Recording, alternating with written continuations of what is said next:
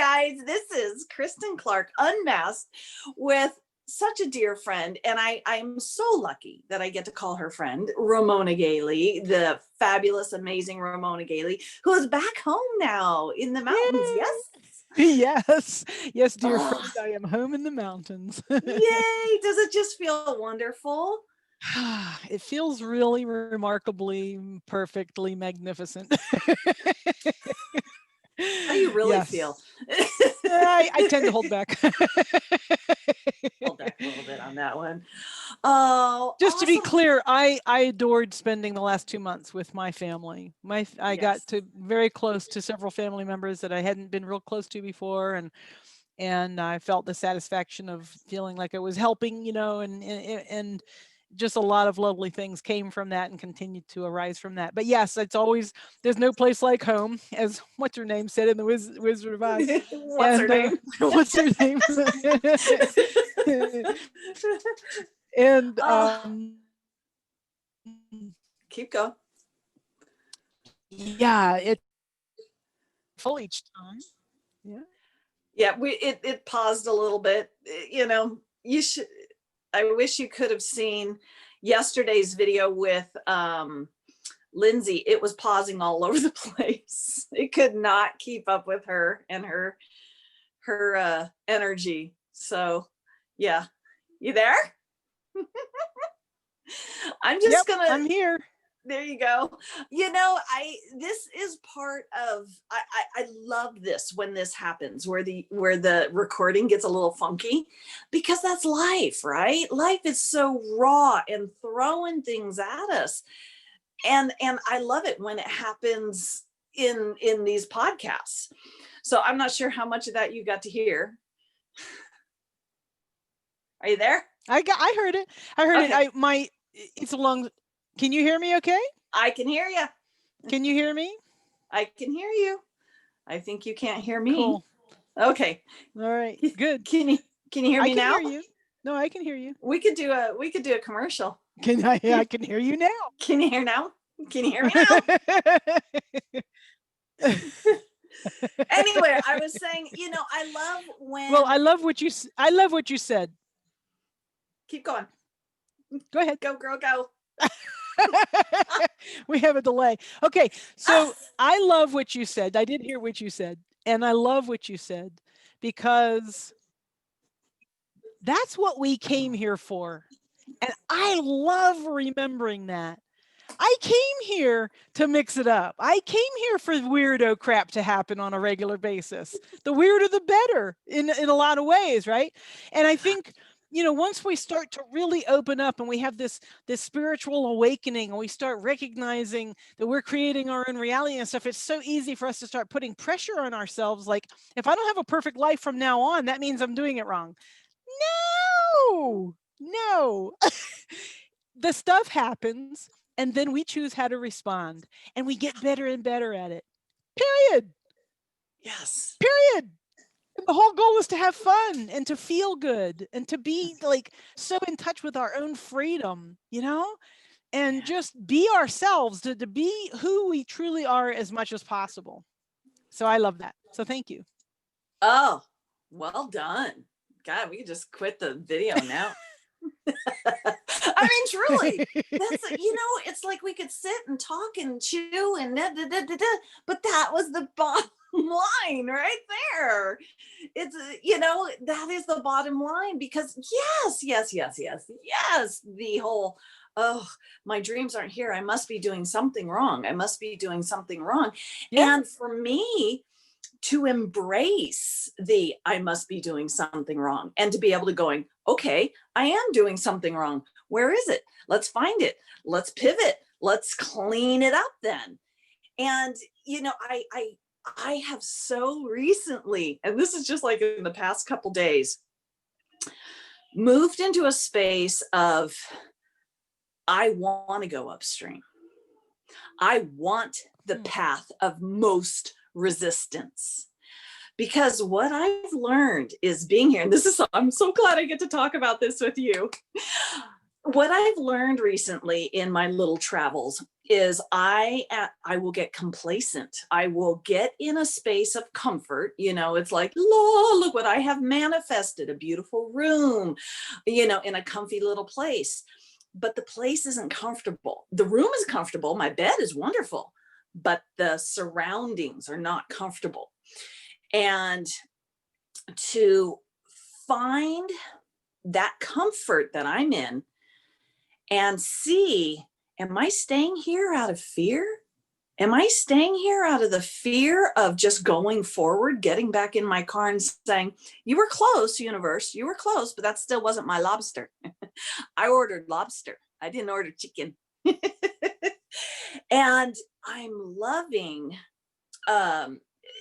just, I was saying to Lindsay yesterday, looking at the path of most resistance and making it my bitch. and not being afraid. And that's I love it. And there's such this empowerment within it. And it was like the path of least resistance was great. But it helped me to evolve to me going, okay, this is a path of most resistance, which is me getting back in my car and taking off and not knowing where I'm going. Wait a minute. But it's, as a personal trainer, I'd tell people, okay, we're going to run from this point to this point. Do not stop until you get to this point. Inevitably, everybody would get about 2 steps from this point and stop. They'd have some rationalization in their mind. It's okay to stop here. It's okay. Next time I'll do those extra 2 steps. It's okay to cut myself short. And I was finding that was what I'm doing. I'm getting to these, a friend will go, oh, here, come stay at my place. And I'll sit here and I'll sit here and I'll sit here and I'll sit here. And I'm not getting any jobs and I'm not going anywhere and I'm not doing anything. And I'm sitting here. And it was the equivalent to sitting there, getting ready to go for a run and just staring at my shoes and going, okay, I'm going to go for a run. In a minute. I'm going to go in a minute. Because that for me is the path of least resistance, is to sit there and just keep rationalizing, pushing it off. Whereas the path of most resistance is get your ass up and go for your run. And I never regret it. I never regret my runs. It's hard as hell to do it, but and I hate it, but I never regret it. And there was just this huge jewel within this knowing. All right, back to you. Well, I loved everything you just said. That was fascinating, and I love it. And I see so much of that in my own life. I see so much of that in clients. That the magic of taking action is what I call it, and that's. If you go back to the Abraham metaphor of the GPS, and they say just sitting there idling at the curb actually doesn't engage the GPS. It can say, you can say, okay, I'm here now, and this is where I want to go. And the GPS might say, go north, on Route 2. But if you don't know exactly where Route 2 is or which direction is north, then, and if you just sit there, then you're just sitting there and you're not going anywhere and you're never going to get there. If you just start going in any direction, the GPS will correct you and say, oh, they won't say, you stupid idiot, for going the wrong direction, right? Which is what we expect, which so often why we're sitting there at the curb, because we think somebody, including ourselves, is going to say, you did it wrong. And now there's something wrong with you. But instead, if we just go in any direction, preferably the direction we're already facing, right? Doesn't matter. Turn left at the next opportunity. Make a U-turn, in 40 feet. We get that feedback immediately once we've taken the first step. Yeah. And I love that. And I love everything that you said. Say more. Oh my God, I love what you're saying. No, you said this is going to be the title of this, is the magic. I'm like, where's my pad of paper?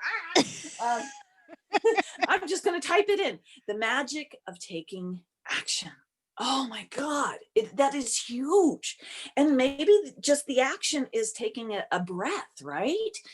I was listening to Sadhguru, and I never heard of him. I don't know. I didn't know who he was. I just, I'm telling the universe, I expect excellence. And I go onto YouTube and poof, there he is. And so I start listening to this guy. And he was saying how many of us are living a half life because we'll be standing next to somebody we don't like, be it a family member or whatever, and they're saying something. We're sitting there going, I can't stand you. I hate you.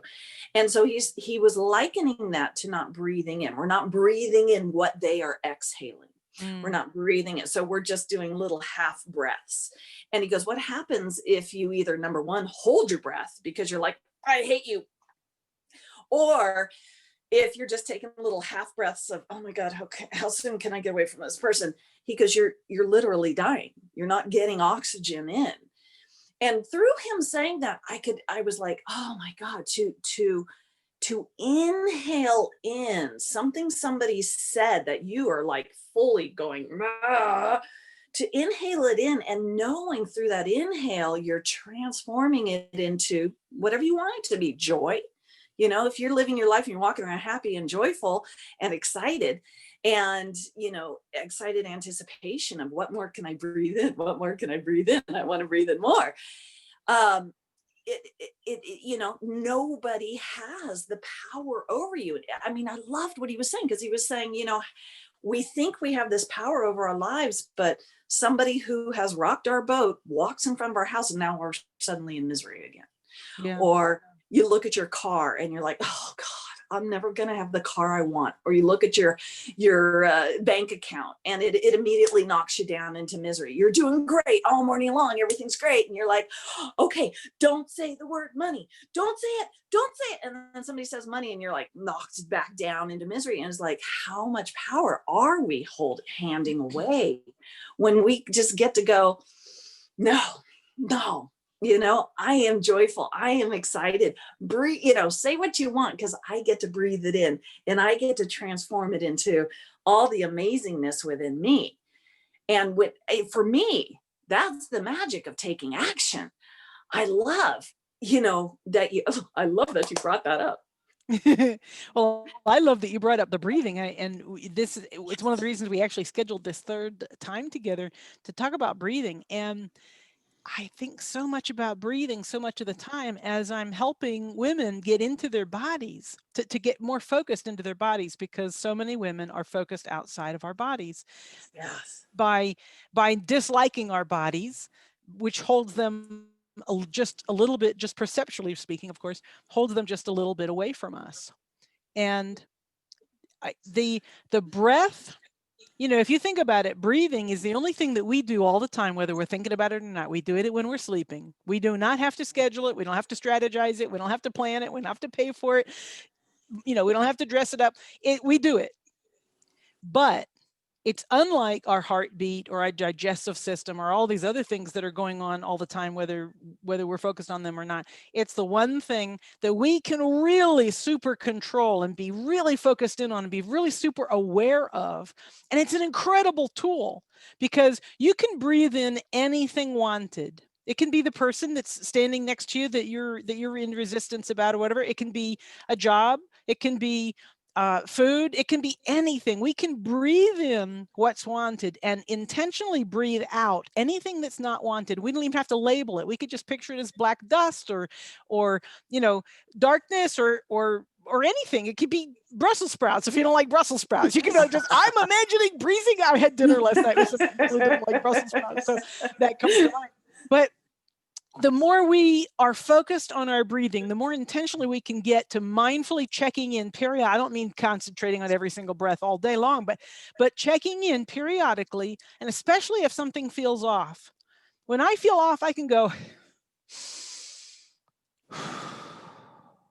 and I come right back into the core of my body, my chi, however you want to call it, that essence, that connection to love, my inner being, my source, just my love for everybody just comes right here because I'm focusing on breathing in wanted and coming right down into my body. And that's it's a conscious thing. You know, life starts at our first breath. You know, I mean, I know there's a lot of controversy about when life starts, but I mean, our life moving forward, our life as Yeah. separate beings, as physical, animate beings in this world, it starts at breath and it leaves at the last exhalation, right? We don't go on past breathing. You know, when breathing stops, you know, we go on. I mean, we go on, you know, non-physically, but we don't go on. The physical apparatus doesn't go on after the breath. So it's like this defining point. It's like the parentheses around this really major thing that we want to do. There's lots else, right? But right between that start and that stop, there's this incredible thing. And the more we can focus in and be intentionally aware of and gain control over as a tool for controlling how we're feeling, what we're thinking, what we're doing, how we're interacting with people, where our vibrations are. We can, you know, our connection with our body, our connection with our power source, the better everything is. Like the better everything is. Just focus on breathing. And I Mm. love the fact that as a young trumpet player, my first profession was as a classical trumpet player, and I went and studied with famous tuba players and famous trombone players, people who had to use a lot of breath, a lot of breath.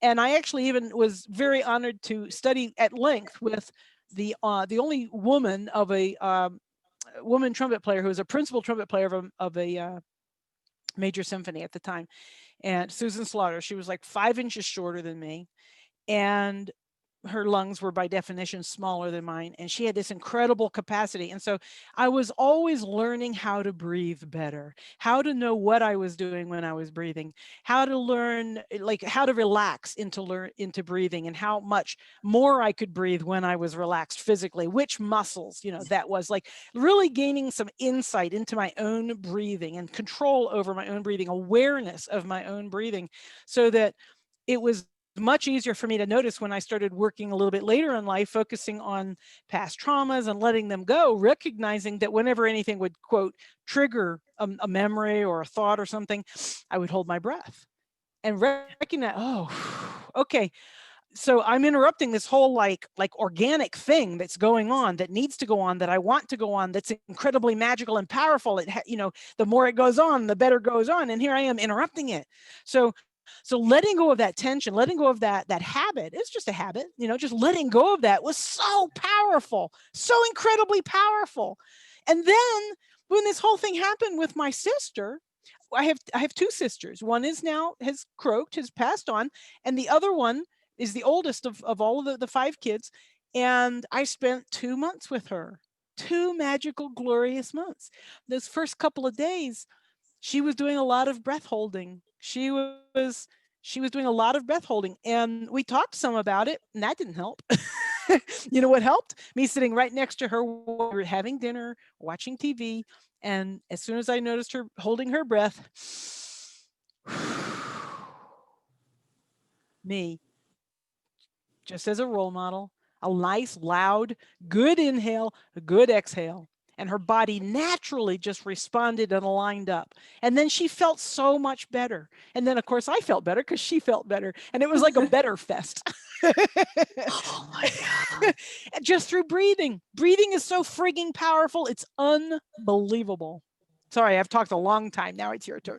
That's why you're the guest here, baby. Okay. So when my grandson was born, the minute he came out, you know, they took him out and they set him, and nowadays everybody is in the room, you know, dad and grandmas and everybody's in the room, and they've got the incubator right there, and everything is done in the room with the mom.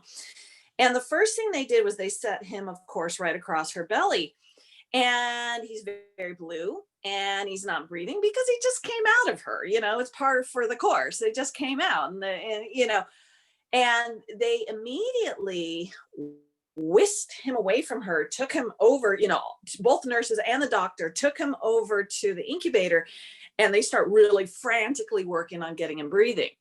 And in that moment, and I was the photographer, of course, and grandma, and I'm taking pictures of my son's face, and everything was fine until that moment. And then all of a sudden, my son, you know, everybody is holding their Their breath. breath.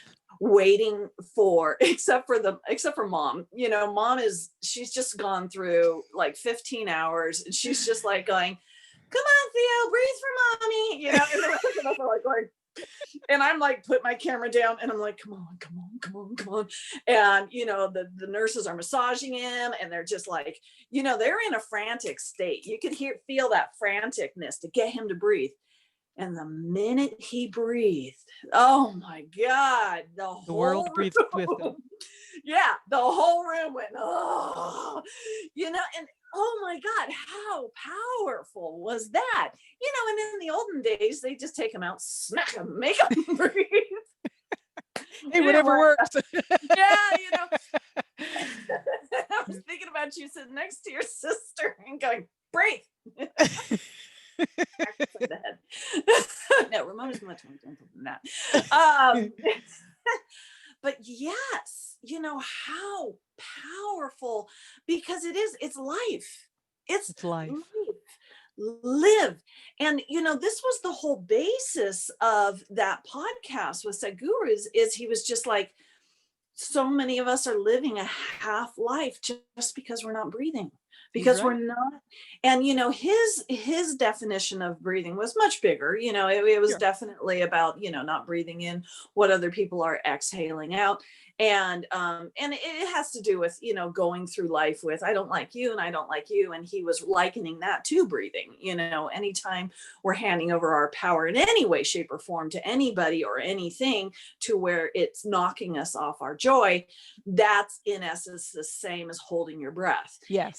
And he was asking the guy who is doing the podcast, he's just like, how long can you hold your breath?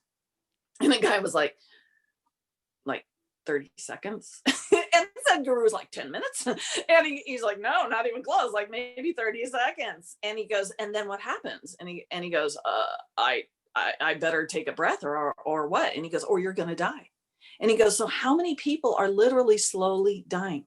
They're slowly dying. They're slowly dying because we are playing this game of, I'm too scared to go here. If you act this way, you're going to upset my apple cart. And I mean, it was very powerful how he kept coming back around to breath, how it was the same as breath. And that's what made me reach out to you, because I was like, I remember our last podcast, you were like going, we need to do a podcast on breath. And I was like going, okay. And so I love how it all came back.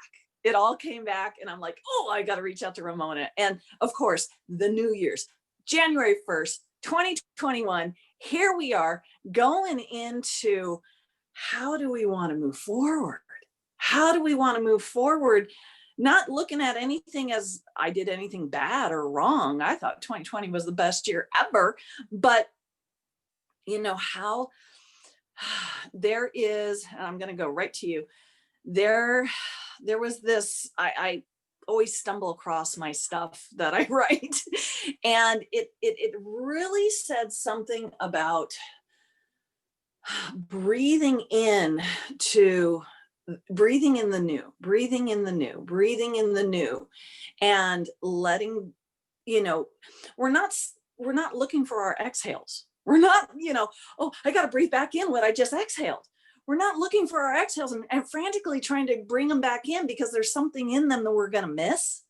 No. It's all waste. Yeah. Well, yeah. But our waste, gives life to something else, whatever. But we're just naturally breathing in the next new and breathing in the next new and just letting that exhale go and eagerly moving forward naturally. This is natural. When I'm out there running and I start getting in my mind of, oh my God, this is killing me. I'm dying. Oh my God, I'm going to stop soon. I know I meant to go to that stoplight, but I think I'm going to stop soon. No, just first thing I do, I go into my breath. Just like you said, you just center right in. I just breathe and I just listen to my breathing. And I don't try and fix it or anything. I just listen to it, or my shoes hitting this conch, whichever one grabs my attention. Yeah. To you, ma'am.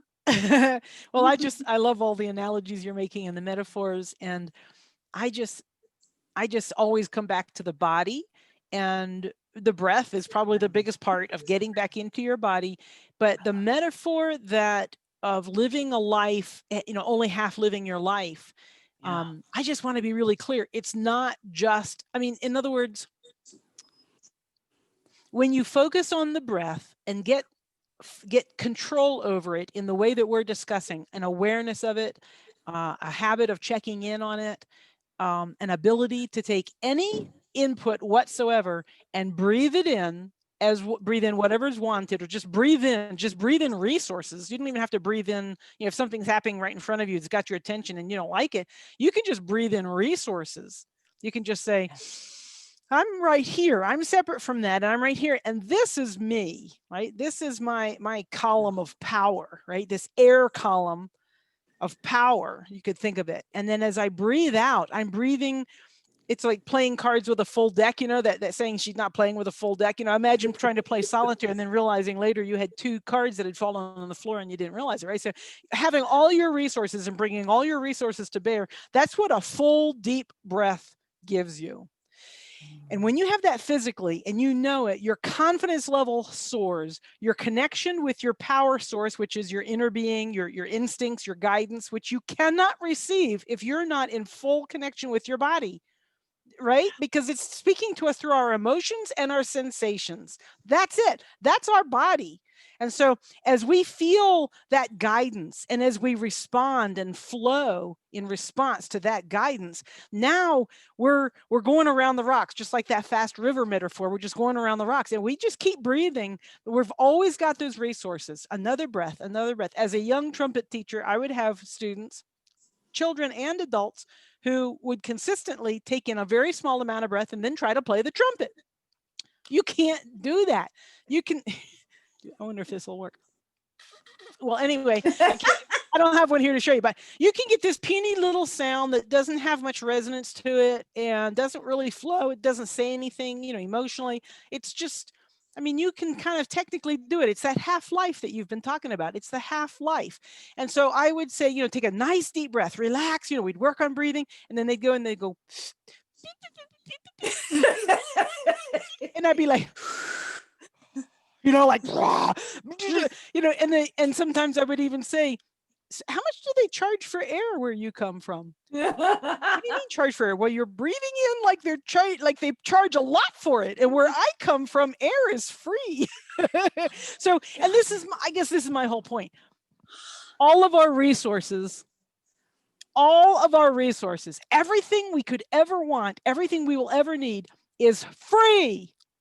It's free. It's just like the air that you're breathing. It's free. Unless you've put yourself in a little scuba diving outfit and gone under the water, or, maneuvered yourself into some sort of thing. It's free. It's free. Take as much as you can take, and then expel as much as you can expel, and feel the power of it. Take as much as you can take and expel as much as you can expel in a relaxed way. And if you're not knowing how to do that, get some breathing lessons. Go study with a tuba player. They're the breathers of the planet. Okay. Or flute players are probably pretty good too. Singers, really great singers. You have to be able to breathe in this really relaxed way and then let it out in this really relaxed way. And it's the best metaphor for getting into your body, where all your power is, where all of your happiness is, where everything you want is, whether it's the car or the house or the whatever it is. Like, that's not the point. The point is the happiness, the resonance, the freedom, the fun, the abundance that comes from just breathing in life and then breathing out life and then breathing in life and then breathing out life. It's beautiful. Spitfire. Damn. Boom. Drop the mic again. Drop the mic. You love that phrase. Drop the mic. I know. Oh, that was so good. You were so right. Yesterday I was walking on the beach. Yesterday I kind of had it wasn't an existential crisis, but it was an existential aha. And, and that aha was that, because I was like going, what am I doing? What's my job? What's my role in this life? you know, what am I doing? And it's like, you are doing it. And this was this existential blah. And it's like, you're already doing your job. What do you think? It's kind of like I had gone for a job interview, and it was horrible. I mean, the guy was very loving and receiving and offering and nice, but me, I was like, I can't breathe. I can't breathe. I got to get out of here. I felt like I was going to puke. And I got out of there, and I was thinking, I was like, it is a lot like, I already had the best job ever. I am making the most money ever. And I went to McDonald's and applied.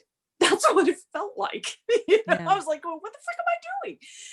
And yesterday's, I was walking on the beach, and I was looking at the mountains. I was looking at the huge ocean just going crazy because of the winds and everything.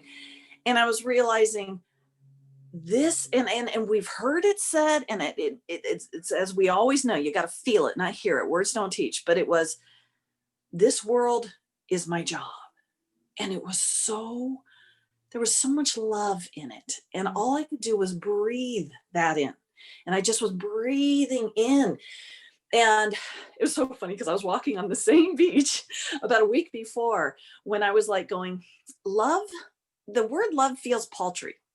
What is it? What is it? I'm reaching for? What is it that I'm reaching for? And again, I was breathing in it, because I'm like, shut up, brain. I just want to feel, because I was feeling this hugeness, and I kept breathing it in, and I'm trying to give it a label, and all of a sudden I heard orgasmic, and it has nothing to do with sex. It has to do with, this is how big it is. And it's way bigger. That's just for today. Tomorrow it's going to be even bigger. And it was orgasmic. And I was thinking about what happens with our breath in an orgasm. You know, it's like, and then the minute you let go of that breath, here comes this emotion, this feeling that is so all encompassing. Yes. And it is such, it's not just your source rushing through you in God and all of that. It's everything else, but it's such a space of, I don't give a fuck about you, anything about you. It's all about me right now. And I was like going, oh my God, now I understand when Abraham says, I don't care about you. I don't care about your paltry problems. Don't bring them my way. And I was understanding this, and I was like going, oh, it's not a selfishness or even a self-firstness or anything like that. It is when you're in that level of true joy, the true essence of who we are. I can't breathe for you. I can't have an orgasm for you. That's right. This is mine. This is mine. And come on along if you want. But it's it was so much more powerful than that. And it was funny because yesterday's video with Lindsay is labeled zero fucks, because she's literally, she is so high. She was so in her orgasmic state. She goes, don't bring your limitations my way. I don't give a fuck. I give zero fucks. And I was like, oh, there's the title. I was loving it. And it's so true. I can't breathe for you. I can't explain this to you to where you're going to understand. You have to breathe for you. And I love your analogy of the little tiny breath. That was so funny. It's like, no, come on, make a noise, like the lion roars. Yeah. So that's another misnomer that I just want to address, because I can feel there's a metaphor there. So a lot of times the trumpet players, including me, who before really getting this would be thinking and saying, well, if I take a really big breath and put a lot of air through the trumpet, a loud sound's going to come out. And I don't want to play loud all the time. And I don't want to play loud here and this passage and that song and this, the phrase. So, I shouldn't be just taking in all the breath and then letting out all the breath. And when you hear it, it's phenomenal. When you have a really qualified player demonstrate, really loud sound, and then same breath, same expel, soft, velvety, liquid, magical sound. because it's the focus. It's not the breath that determines the nature of who you are or what you're expressing or how you're connecting with someone. Bring all your resources to bear always. Bring all your resources to bear. Bring that full column of stream, that thick, broad column of air, of everything, of love. That's really what we're talking about. Bring all of it all the time, whether you're going to be bold and striking out and being innovative and adventurous, or whether you're going to be the most gentle, sensitive, sensual person you've ever been before in your entire life. If you're going to approach that little scared kitten, or you're going to touch your lover for the very first time, or whether you're going to be waving your flag and going to march, whatever it is, bring all of your resources to bear, because the Gotta write that down. Keep palpable going. the palpable nature of what you produce with a full column of air or full column of resources is remarkable, regardless of what your intention is or what your focus is, what your purpose is, what you're expressing. So, yeah. I love it when you do that. What, use trumpet metaphors? Just drop the fucking mic. The shit. I love it when you do that. That was so good. Because it was so good because you came into it big and then you went soft. I was like going, Yeah. oh, look at her. She's just, Yeah. I love that. Bring all your resources to bear. Yeah. Oh, that was so You've beautiful. got to start with the body. We humans, first of all, we come in fully in touch with our bodies. Watch a baby breathe. Okay, this is beautiful. Watch a baby, put a baby on its back and watch them breathe. And their tummy goes up and down and up and down. Nothing happens with the chest or their shoulders. Then ask an adult, an untrained, unbreathing trained adult to breathe, and they go yes, like this. They breathe up instead of out. Yeah. They don't stay in their chi. They bring their breath right up into their head somewhere and go, or into their shoulders, and then they go. Or if they've been trained by the military, they go, bring it here somewhere. Yeah.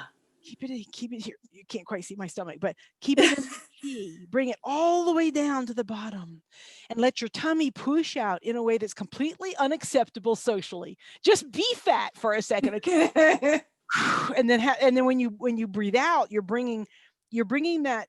It's like the balloon collapsing up, right? It's like the pressure goes up and out, and then breathe down and down and up and out and in and down, and let that tummy just relax and just relax. And as you watch a baby, lay on your back. If you're curious at all about this, lay on your back, put a couple of books on your belly, and just breathe and let the books rise up and down, and nothing else in your entire body move. Just practice that for a while. It's one of the best ways to get into your body.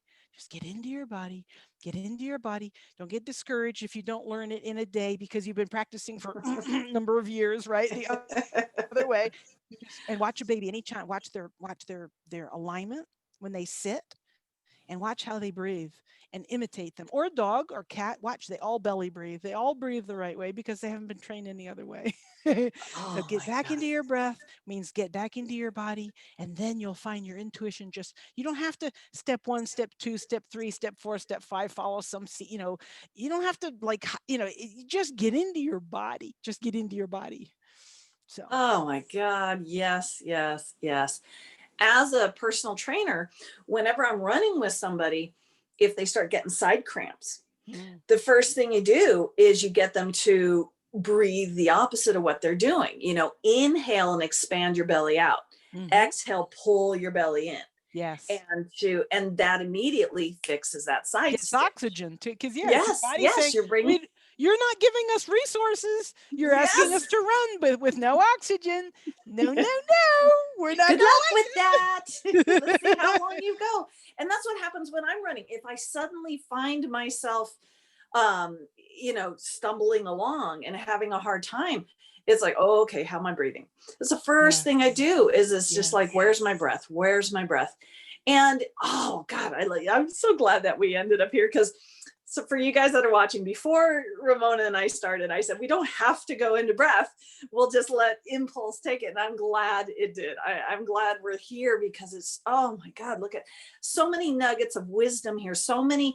And I always love that all your processes are so simple, whether it's about diet or whatever. It's like, yeah, we don't need to do all these fucking, it's like, just do this, just make it simple, make it easy.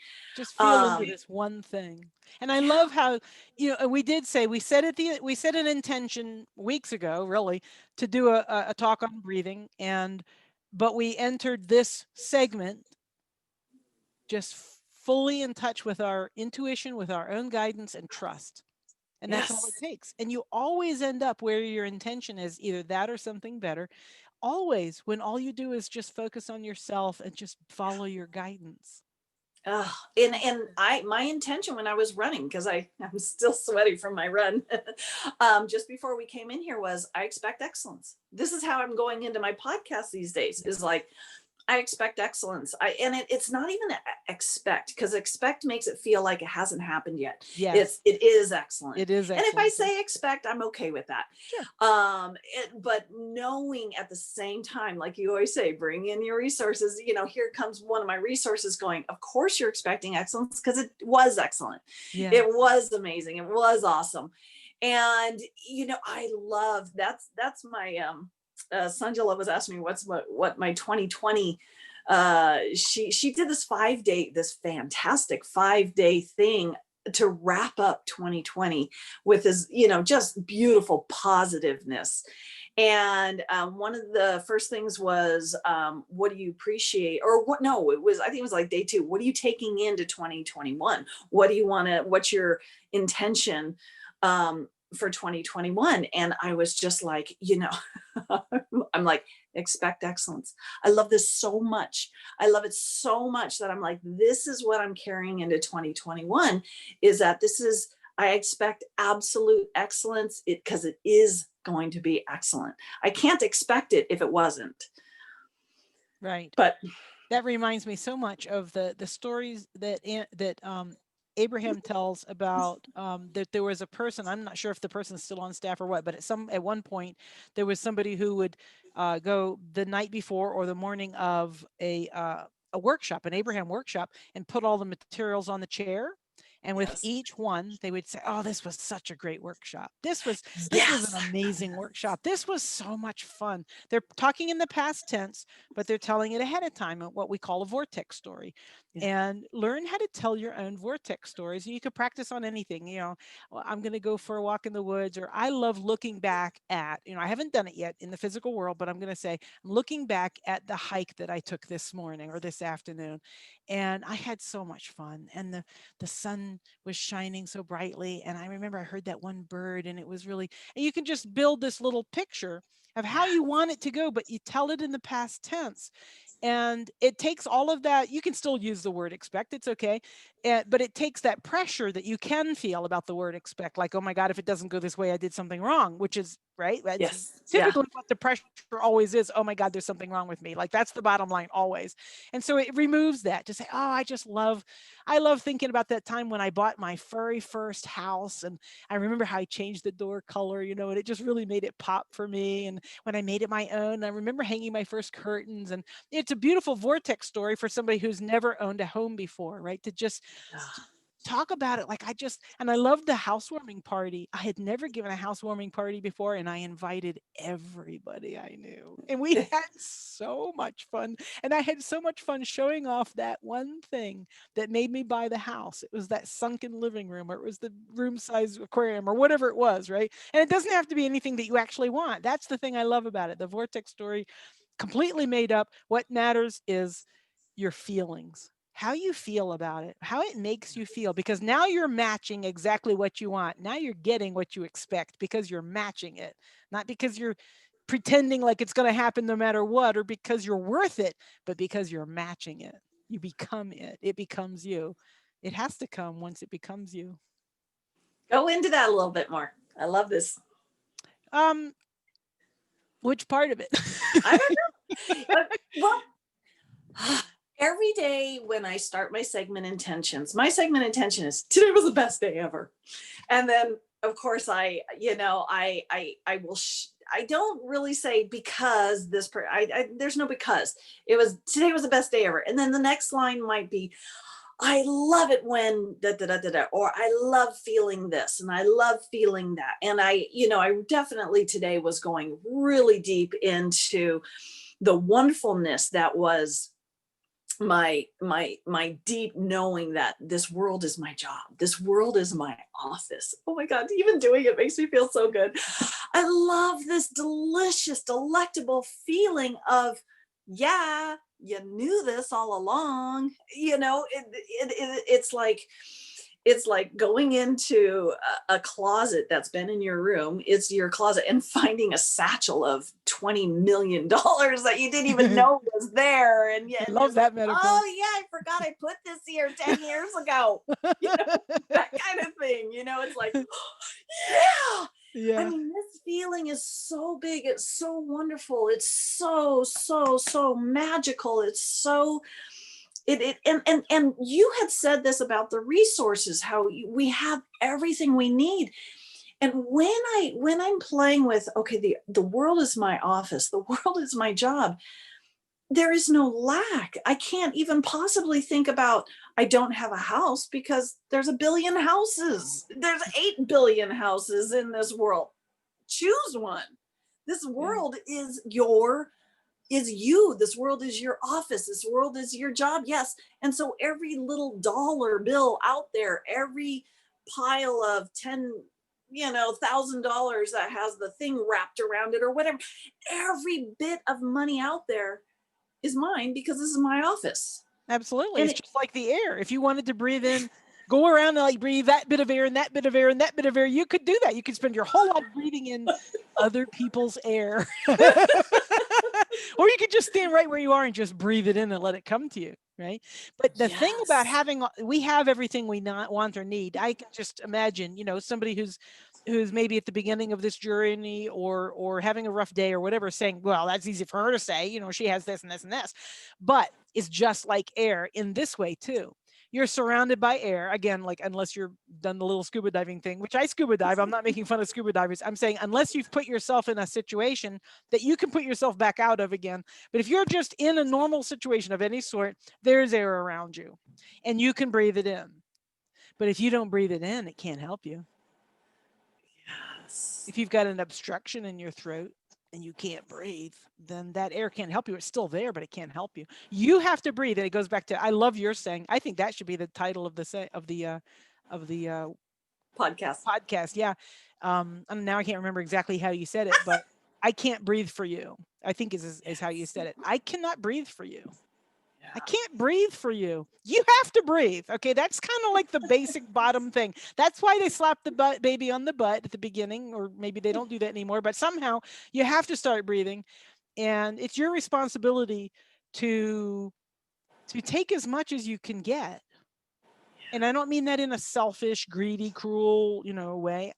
When I'm not talking about world domination, I'm talking about breathing in as much as you can get in a relaxed way, because those are your resources. And it's the same thing. Allow love in to the best of your ability. If you're new to the concept of love or allowing love, you're not breathing very strong yet. You don't have the musculature developed exactly right. And it's going to get better and better. But still, whatever your limitations might be, do you know the Chicago Symphony used to have, and still does to some extent, but that used to be extremely distinctive, their sound between them and any other orchestra, any other major orchestra, because they called it the wall of sound. The Chicago brass section, from the first trumpet all the way down to the tuba, they were all in a kind of a concerted, matching, like-minded set about what brass sound can sound like and does sound like. And it was dark and it was warm and it was solid. It wasn't brilliant like you think of a New York trumpet sound.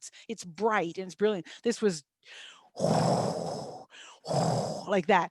And so when they played, it was like you were being pressed against the back of the seat by this wall of sound when the entire brass section came in.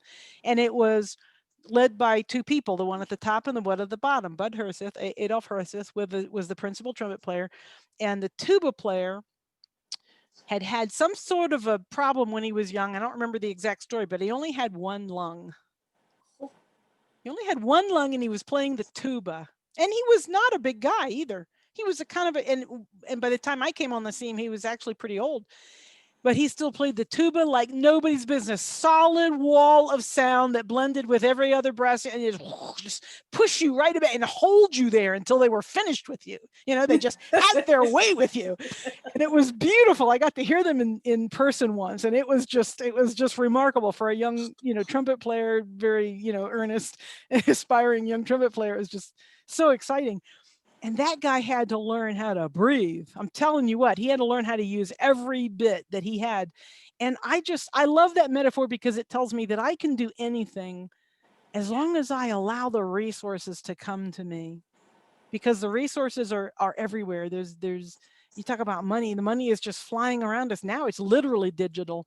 But when I first started thinking about, prosperity consciousness, the idea that it was vibrational and just flowing through the air above us and through us at all times, like radio waves, that was more of a concept than a reality.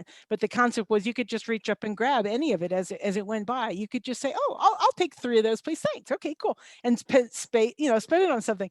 And so it's like that with air, it's like that with money, it's like that with every single resource. This is like that with vibration. And a great way to practice, like we were talking about the vortex stories, is to just relax into the feeling of it. Let the details come to you. Don't try to manufacture them.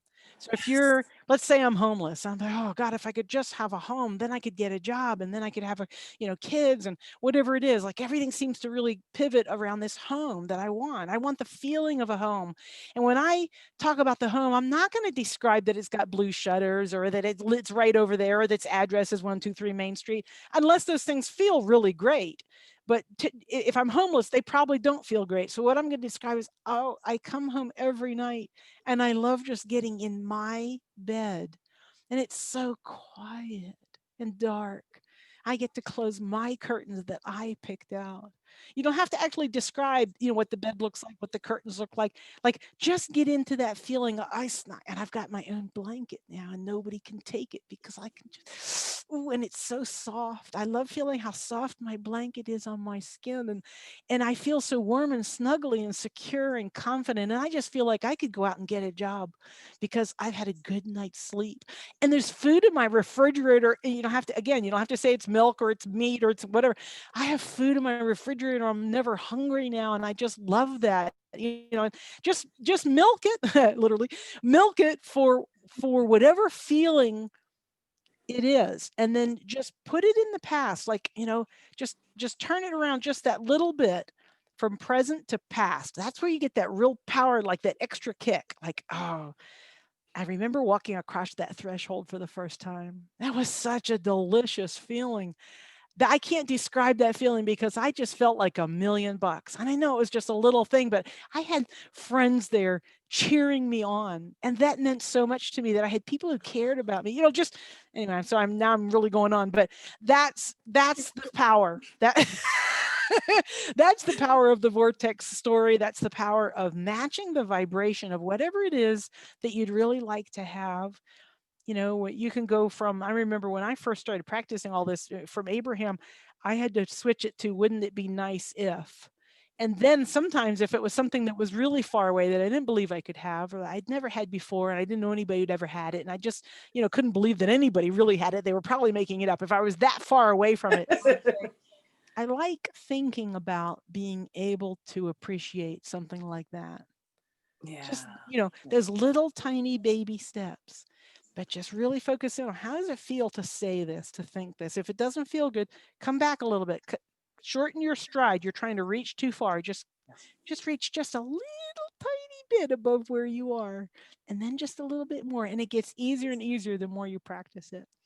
So. Well, and I think what people don't realize is those baby steps, those tiny little shifts of emotion inside of us. It doesn't feel like much. It feels like, no, I got to go bigger than that.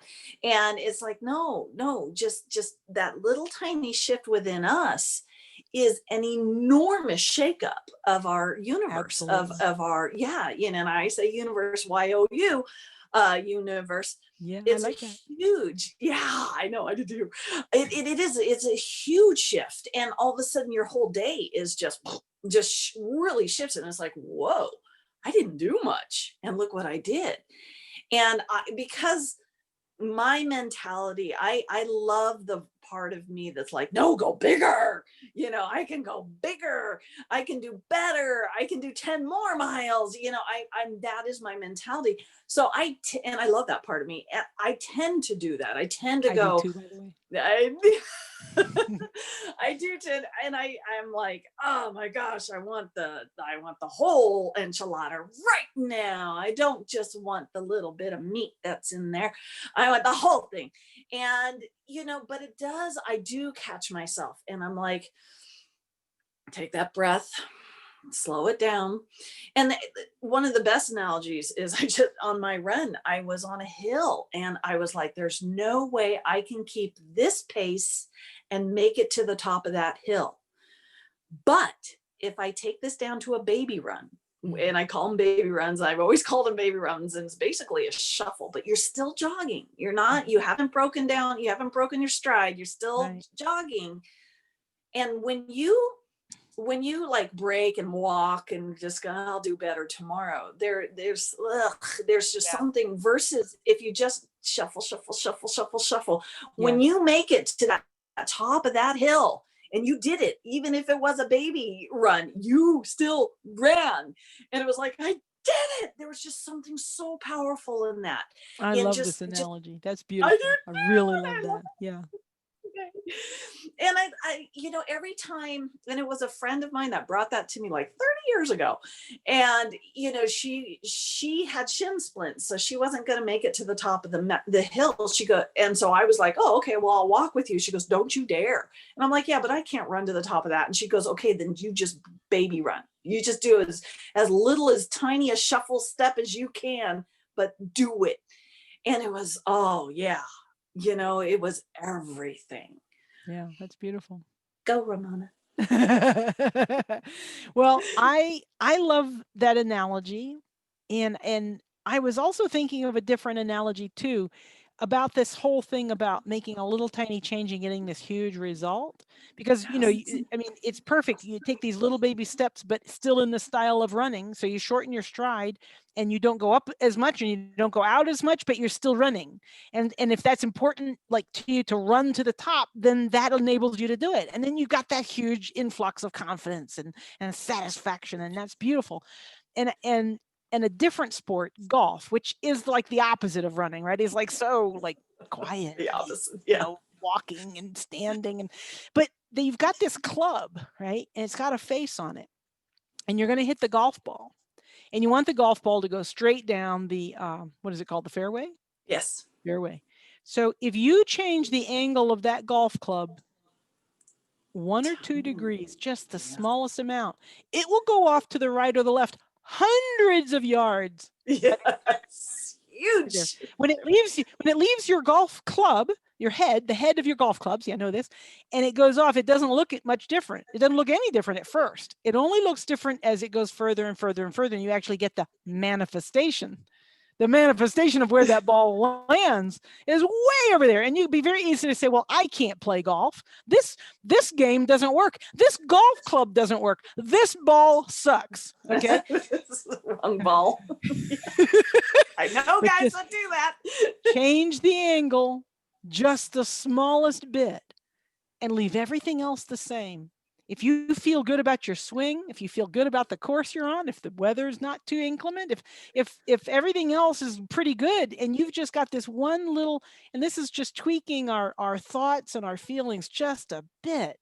Just the tiniest And it bit. really is. It's just like trying to run to the top of the hill that you're not ready to run to, and then giving up. And, you know, and I would posit that if it were me, and I don't have any great desire to run, so I would be like, you know what, you go ahead, I'm gonna walk, and that would be fine for me. I love hiking. I don't ever, every once in a while, but very rarely feel the desire to just burst into running. I like walking, but but I can see certainly if your goal is to run, then shorten the strides and do that, what you're calling the baby run. Perfect. If my goal is to walk, then I'm going to walk. And I don't care if I get there an hour after you do, depending on how high the mountain is, that's still going to be really satisfying to me. And the Yes, yes. difference between those two is the most tiny little change in perspective, in intention, in expectation, that word that you were using again, or earlier rather, all of those things. In other words, how do I feel about it? And it's just the slightest adaptation of my thoughts is how I'm going to get the better feeling about it. Because what do I actually want? Do I want to run or do I want to walk?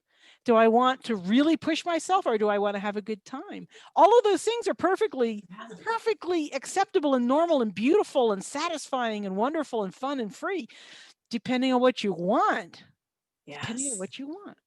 Yes. Yes, yes, yes, yes, yes. Yeah. And how much it tweaks our world. I love the golf analogy because that was perfect. Being a kinesiology major, you see, Yeah. it's like action is my thing. Yeah. And it's so, and I hate golf. For I don't care much exactly for it what either. you just were talking about. Oh my God. It's like, oh yeah, if the things are off the slightest bit, it is such a game of intense interfocus. Yes. And where the ball lands is a mirror of your technique. Now, what we would call vibration in this metaphor, it would be our vibration. In golf, it's your physical technique. Well, Tiger Woods and some other people would probably argue that it actually is your vibration because, the whole Zen and the inner game of tennis. Did you ever read that when we were kids? Yeah. I read that when I was very young. And this idea of just looking at the place in the court where you want the ball to go and not thinking at all about how you're holding the racket, where you're hitting the racket, where your arm is going, whether it's bent, all of those things. Just, no, I want the ball to go there. I want the ball to go there. I want the ball to go there. And pretty soon the ball, I practiced, I didn't do it with tennis. I did it with, what do you call it? Racquetball. But it was true. If I just chose a spot on the wall where I wanted the ball to hit and hit it over and over again, it went zzz, like that over like 40 hits or whatever. Just boom, boom, boom, boom, boom. Yeah. So cool. Such a great analogy. Perfect analogy. I used to ride dirt bikes. And the thing about— Why am I not surprised? and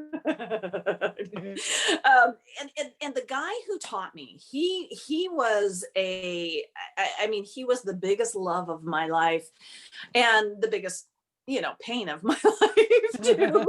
The bigger the love, the bigger the pain. Gonna have to have that coin. But no, That's an interesting belief system. I know. And he didn't teach me starting with the small bikes. No, he's taught me starting with a Boeing 747. It was like, learning to fly with putting you as the pilot of a Boeing 7, Right. And one of the greatest things he taught me is because we'd be going, I'm just brand new on a dirt bike. I'm trying to balance and everything. And all of a sudden, next thing I know is he's taking me across this log with this 10-foot drop off. And he's, no kidding. And I'm like, stop. Nope. I'm going to go around. He goes, there's no way around. You got to go across. I'm like, I can't. And he goes, listen. He goes, look where you want the bike to go. Yes. Look where you want the bike to go. And I'm like, I need to practice this first. He goes, no, there's no practice. You go. You got to go. And he actually went across, got off his bike, walked back across, got on the back of mine. And he goes, I got you. I'm not going to let you fall. He goes, but I want you to do this. And it was the best. And whether you're riding a horse or you're riding a bike or you're riding or driving a car, you look where you want to go. If you're off doing this, or if you're on this bike and you're looking down and going, oh shit, I'm going to fall. Guess what, baby? Yeah. Well, it's just like that in the skid, isn't it? They always teach you to look where you want to go. Race car drivers do this all the time. You have to counteract. You have to train yourself away from the natural tendency which is to watch where you're going. Like I'm skidding, right? My car is skidding. I'm out of control. I'm going to the right. I'm looking to the right. But as soon as I look to the left, my car comes out of the skid and goes left because that's where I want to go. This is so good because this is life. This is the law of attraction. This is everything. Look, talk, breathe where you want to go. Don't look where you are. Don't look where you are. look where you Yes. want to go. And Yeah. this was the huge part of yesterday's the world, the world, because it didn't feel big and it didn't feel like there was anything wrong with the world and I have to fix it or anything like that. It was just this, look where you want to go. I want to go into the world. And I was, luckily enough, it was a beautiful day and I could just see forever and ever and ever. And it was just so inviting. It was just so, this is gonna be, yeah, it was just such a hell yes, Beautiful. in every sense of the word. And I love that we went into this analogy because it's so perfect.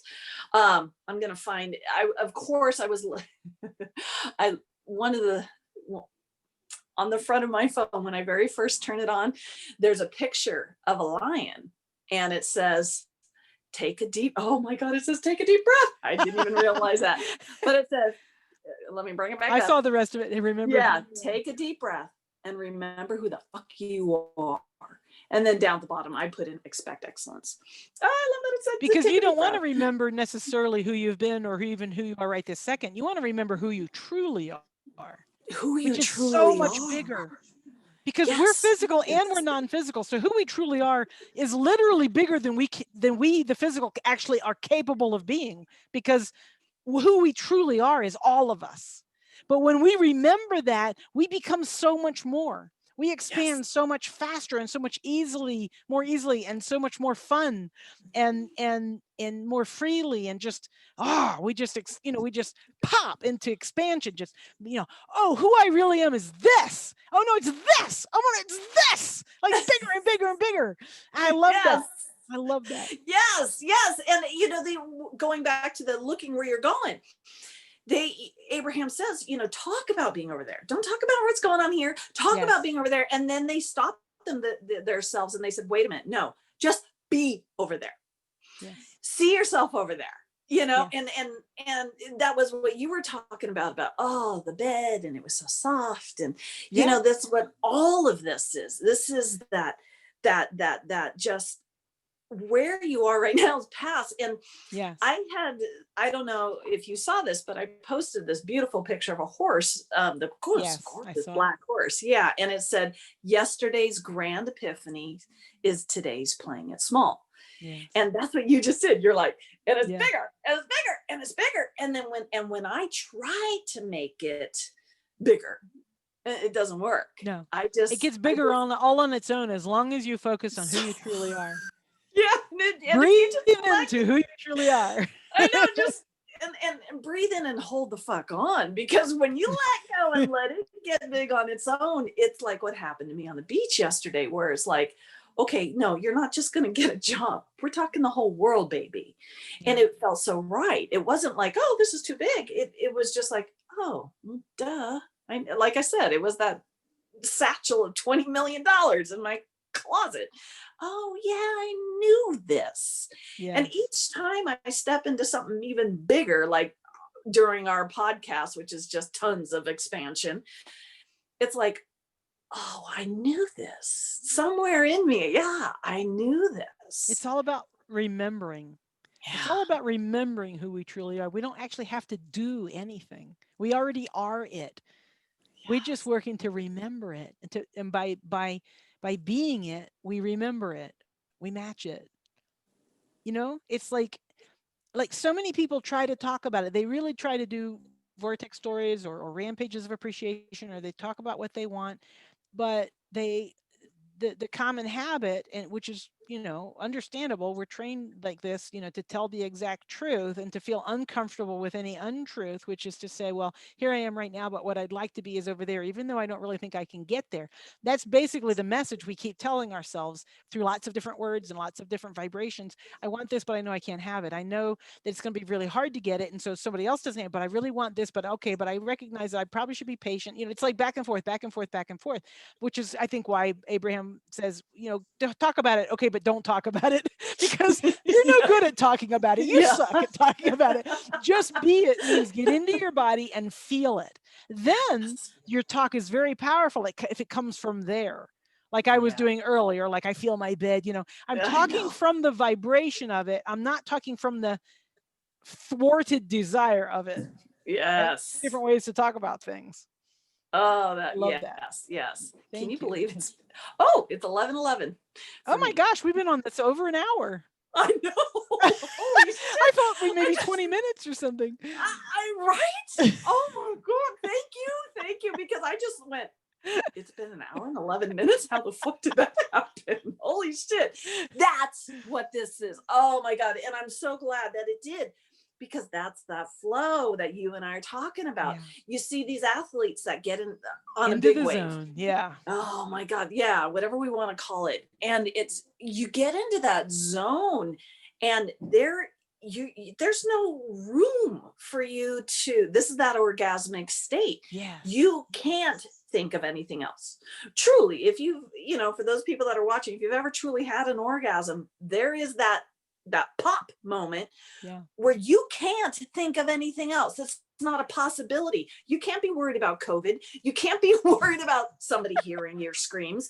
You can't be worried about any of that stuff. It's not a possibility. Right. And oh my God, I love that. I love the blips when I get that, these blips. And I love that you and I have just now, there was no time. There was no time in this podcast. We thwarted time on this thing, because this flow, this beautiful discussion. Yeah. Really enjoyable. Thank you so much. I don't want it to end. I always love our talks. You what? I said, I don't want it to end. We don't have to end.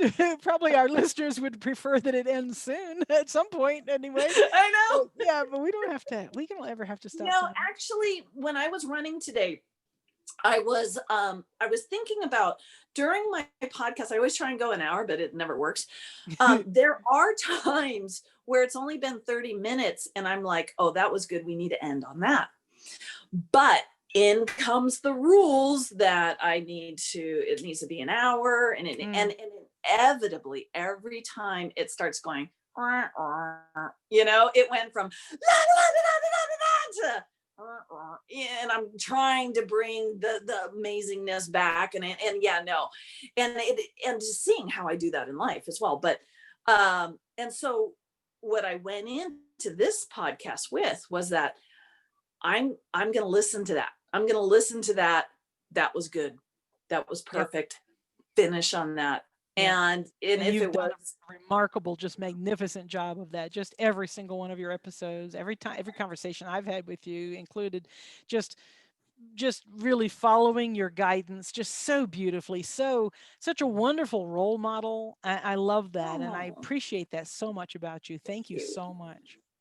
Thank you. Thank you. I received that wholeheartedly. Thank you, my dear.